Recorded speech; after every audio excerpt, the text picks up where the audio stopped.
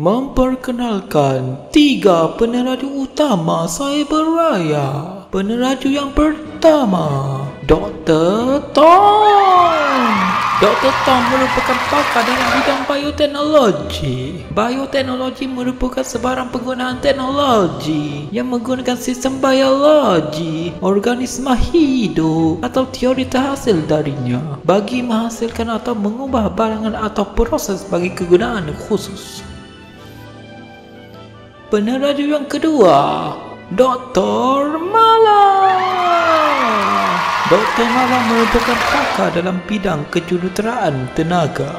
Kejuruteraan tenaga atau kejuruteraan sistem tenaga ialah bidang kejuruteraan yang luas berurusan dengan kejakapan tenaga, perkhidmatan tenaga, pengurusan kemudahan, kejuruteraan logi, pematuhan alam sekitar dan teknologi tenaga alternatif.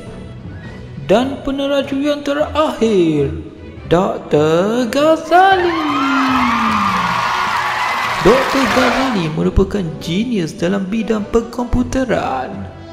Pengkomputeran awan ialah pembangunan dan penggunaan teknologi komputer berasaskan internet awan. Mengikut konsep, ia adalah suatu anjakan paradigma di mana perincian diabstrakkan daripada penggunaan yang tidak lagi perlukan pengetahuan, kepakaran dalam maupun mengawal infrastruktur teknologi dalam awan yang menyokong mereka.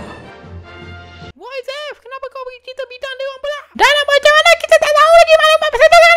Ayah Ali tak tahu. Sabarlah nak masuk lah. Sempena ulang tahun ke-20 Cyberraya, 3 peneraju utama Cyberraya telah diberikan penghargaan atas sumbangan mereka menerajui bandar Cyberraya ini. Namun dalam kalangan orang yang bergembira, akan ada juga orang yang sakit dan iri hati terhadap mereka. Kita bertemu semula dengan Aaron yang sekarang ini sudah berada di dalam penjara. Aaron meluahkan perasaan ketidakpuashatiannya terhadap 3 peneraju tersebut melalui sebuah TV dan dia terus dimarahi oleh warden kerana tidak mengemop lantai dengan betul. Sedang dia mengemop, dia terperasan sebuah walkie-talkie di atas meja kaunter dan dia kelihatan seperti ingin merancang sesuatu. Apabila tiba waktu tidur di penjara, Aaron kelihatan seperti sudah mengumpul alat-alat untuk membina sesuatu, dan selepas saja dia selesai, dia berjaya membina alat yang boleh memecahkan pintu besi penjara dengan menggunakan mindanya sendiri. Weh, serius lah, ni genius tak dewa ni. Dah lah dibuat 1 hari je, Iron Man pun kalah. Dan dengan alat tersebut, dia berjaya melepaskan diri dari penjara. Selepas habis lagu opening, kita kembali kepada Ali yang sedang berlatih di alam maya mata. Ali kelihatan seperti berlatih menggunakan gadget yang baru, iaitu kasut Aeroboots. Kasut Aeroboots itu akan berfungsi apabila menerima input daripada Iris. Jadi maknanya Ali perlu membuat keputusan dengan pantas supaya dapat mengaktifkan kasut Aeroboots itu pada masa yang tepat. Namun Ali kelihatan seperti tidak dapat mengawal kasut Aeroboots itu dengan baik. Bakar juga datang untuk memberi semangat kepada Ali. Namun Ali merungut mengatakan yang dia sudah ada Iris untuk berlawan. Jadi dia tak perlukan kasut Aeroboots itu. Namun General Rama menegaskan bahawa kasut itu digunakan untuk meningkatkan kebolehan fizikal kamu yang lama. Dan beliau menyuruh Ali untuk menguasai kasut itu sebelum misi seterusnya. Walaupun tidak memberangsangkan, Ali telah berjaya mengharungi semua halangan di dalam simulasi itu. Namun dia telah gagal mengharungi halangan yang terakhir. Ali merungut yang halangan terakhir itu mustahil untuk dilepasi oleh semua orang. Kemudian General Rama meminta Alicia untuk menjalani simulasi tersebut dan dia telah berjaya mengharungi simulasi tersebut dengan kebolehan dan pergerakan fizikal yang sangat menakjubkan. Selepas itu General Rama memarahi Ali dan beliau kelihatan sudah penat melayan kerenah Ali. Beliau juga menggesa Jenny untuk mempercepatkan kajian terhadap pemisahan Iris. Setibanya di sekolah, Ali masuk ke dalam kelas dalam keadaan yang sangat monyok. Dia nampak masih terkesan dengan teguran yang diberi oleh General Rama, menyebabkan dia tidak mengendahkan langsung Victor yang sedang berbual dengannya. Kesian Victor, kena palau. Selepas itu, Cikgu Mona sudah masuk ke dalam kelas untuk memulakan pelajaran. Tapi sebelum itu, Cikgu Mona ingin mengumumkan keputusan peperiksaan. Tak pasti pertengahan tahun ke awal tahun. Tapi peperiksaan, Alicia telah mendapat tempat pertama, diikuti dengan Victor di tempat kedua. Diikuti pula dengan Sasi di tempat ketiga. Sasi kelihatan sangat frustrated kerana dia tidak berjaya mendapat tempat kedua. Tempat kedua, dia kata nak ambil tempat pertama. Dan akhirnya Cikgu Mona telah mengumumkan yang watak utama kita telah mendapat tempat terakhir dalam kelas. Cikgu Mona dengan perasaan kecewa menegur Ali sehingga beliau membandingkan Ali dengan ayahnya yang genius dalam perkomputeran. Pada waktu rehat, Ali berasa sangat terkesan sehingga sehingga dia tidak lalu untuk makan. Kemudian penggera mata sudah berbunyi di telefon Ali. Namun Ali tidak berasa ingin pergi ke misi pada hari ini. Alisha datang kepada Ali untuk mengajaknya pergi ke misi. Namun Ali dalam perasaan emonya menolak ajakan Alisha. Sementara itu, Aaron sudah tiba di Menara Alpha dan sedang membuat kecoh di tempat itu dengan alatan Esper terbarunya. Beberapa pengawal telah dikerah untuk menghentikan Aaron, namun semua itu sia-sia saja. Aaron sudah berjaya tiba ke bilik Dr. Tong dan dia kelihatan menggunakan salah satu daripada alat ciptaannya ke atas Dr. Tong. Selepas itu, Baka dan Alisha sudah berjaya sampai ke Menara Alpha dan mereka berasa lega apabila mereka nampak Dr. Tong masih berada di dalam ofisnya. Namun perasaan lega mereka terus hilang apabila Dr. Tong berkelakuan seperti seorang bayi yang baru lahir.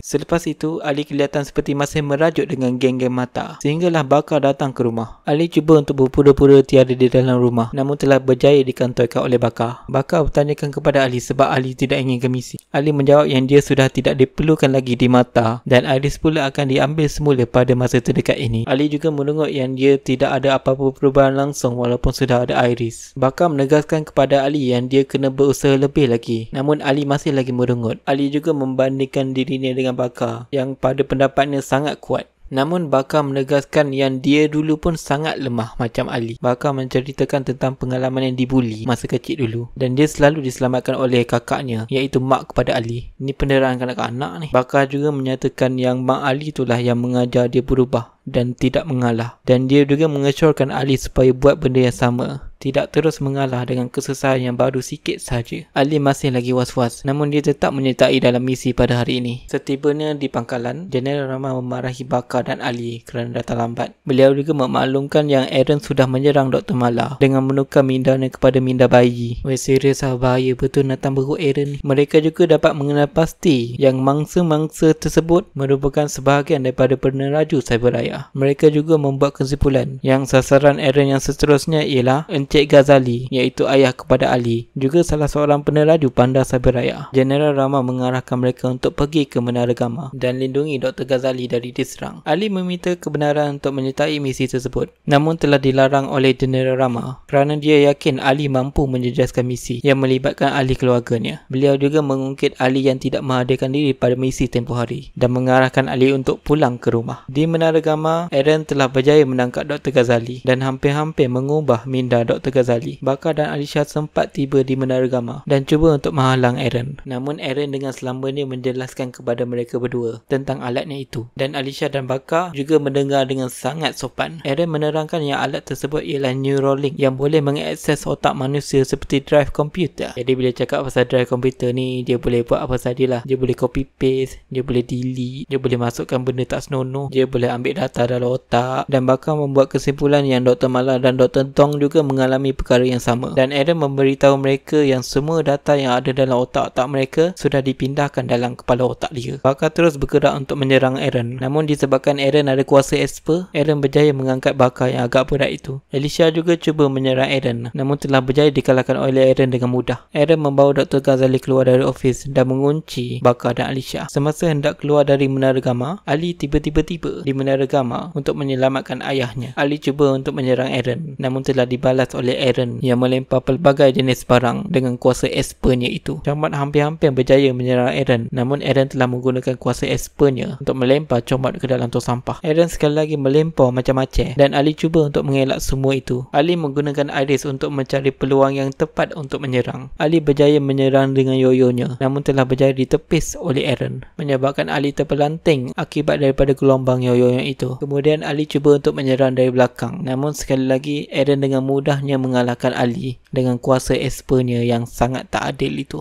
Ali dalam keadaan yang sangat lemah cuba untuk pergi ke arah ayahnya, namun Aaron telah memberitahu Ali yang ayahnya akan lupa tentang Ali apabila proses Neuralink itu selesai, menyebabkan Ali berasa sangat marah dan menggunakan bootsnya untuk menendam muka Aaron, patah gigi pada muka. Namun tendangan tersebut membuatkan Aaron marah sehingga dia mencekik Ali dengan kuasa force-nya itu. Namun Ali telah berjaya diselamatkan oleh Alisha daripada dicekik oleh Aaron. Baka dan Alisha sudah tiba di sisi Ali. Alisha memarahi Ali tapi Ali marah Alisha balik. Aaron Eren juga semakin geram sehingga dia menggunakan kuasa Shinra Tensei dari kuasa Force-nya itu untuk menyerang Ali and the Gang. Baka telah berjaya memecahkan Chibaku Tensei itu, menyebabkan semua barang terpelanting dan membebaskan Chomot. Ali and the Gang sekaligus menyerang Eren yang menggunakan Chibaku Tensei untuk melindungi dirinya sendiri. Kemudian Chomot telah berjaya menyerang Eren dari atas, menyebabkan Eren hilang kawalan terhadap Chibaku Tensei-nya itu. Ali and the Gang mengambil peluang itu untuk mengalahkan Eren dengan kerjasama yang sangat hebat sehingga pecah cermin pintu depan. Saya rasa dia mati tu. Eren telah berjaya ditewaskan dan Dr. Ghazali juga telah berjaya diselamatkan. Ali meminta Baka dan Alicia merahsiakan penyertaannya di dalam misi ini daripada Jeneral Rama. Tiba-tiba kedengaran bunyi kereta di luar menara yang berkemungkinan mengambil Eren semasa dia sedang pensan. Setibanya di rumah, Ali dengan gembiranya menyambut ayahnya pulang dari rumah. Ali juga telah membuat sandwich untuk ayahnya dan mereka juga berborak-borak seperti ayah dan anak. Saya tak tahu nak cakap macam mana. Otak saya ni terhad. Saya ni bodoh. Sementara itu, rupa-rupanya Eren telah dicolek oleh Dos dan Tres dan dia telah dibawa berjumpa dengan berkemungkinan ketua kepada Dos dan Tres. Episod ini diakhiri dengan Ali yang berjaya menyelesaikan simulasi latihan yang diberinya itu.